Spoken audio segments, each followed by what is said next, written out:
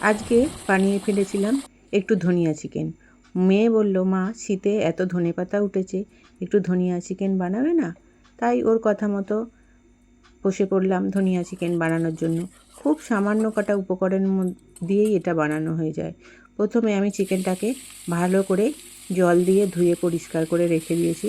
তারপরে উনানে কড়াই বসিয়ে দিয়ে নুন ও হলুদ দিয়ে ভালো করে ভেজে নিয়ে আমি চিকেনটাকে তুলে দিয়েছি। চিকেনটাকে পুরো ভেজে আমি প্রায় 80% মতো সিদ্ধ করে নেব। চাপা দিয়ে দিয়েই আমি এটা করব।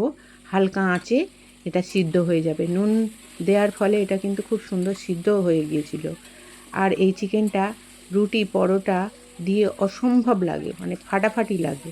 ভাত দিয়ে আমরা যদি খেয়েছিলাম, ভাত দিয়েও খুব সুন্দর খেতে লাগছিল, তবে রুটি দিয়ে পরোটা দিয়ে আরও বেশি খেতে ভালো লাগবে। যাই হোক, আমার চিকেনটা ভাজা হয়ে গেছে। এখন কড়াইটা ভালো করে ধুয়ে আমি কিছুটা তেল দিয়ে গরম মশলা ও শুকনো লঙ্কা ফোড়নে একটা টমেটো কেটে ভালো করে লাল লাল করে ভেজে নেব।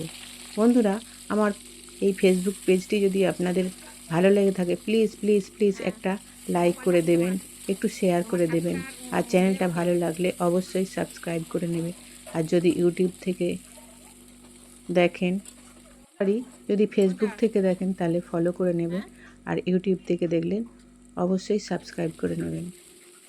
যাই হোক, আমার পেঁয়াজটা ভাজা হয়ে গেছে। এখন আমি ওর মধ্যে দিয়ে দেবো আদা রসুনটা। এটা দিয়ে আমি ভালো করে নেড়ে করে কষিয়ে নেব। এখন আমি প্রায় 1 চামচের মতো ধনে গুঁড়ো ও হাফ চামচ জিরে গুঁড়ো, যেহেতু রেসিপিটা ধনিয়া চিকেন সেই জন্য একটু ধনে গুঁড়োটাও বেশি দিতে হবে। এখন আমি এগুলো সমস্ত উপকরণ ভালো করে ভেজে নেব। এখন এর মধ্যে আমি দিয়ে দেবো লঙ্কা গুঁড়ো। লঙ্কা গুঁড়োটা যে যার প্রয়োজন অনুযায়ী দেবে। এখন আমি এগুলো সমস্ত কিছুই ভালো করে ভেজে নেব।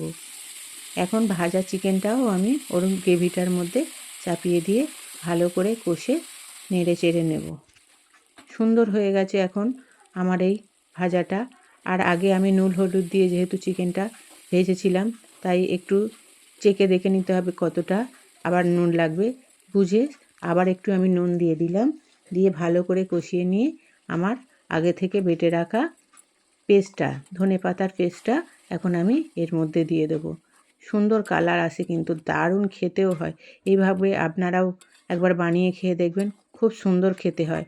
রেসিপিটা যদি আপনাদের ভালো লেগে থাকে তাহলে আমাকে কমেন্টের মাধ্যমে জানাবেন। আর ভালো লাগলে একটা লাইক করে দেবেন। দেখুন বন্ধুরা, আমার এখন চিকেনটা প্রায় রেডি হয়ে গেছে। জল আমি এর মধ্যে দিইনি, বেশি তেলও লাগে না। আর কত সুন্দর কালারটা হয়েছে দেখুন। এভাবে আপনারাও একদিন বানিয়ে খেয়ে দেখবেন, দারুণ দারুণ লাগে। আর কেমন খেতে হয়েছিল সেটাও আমাকে কমেন্টের মাধ্যমে জানাবেন।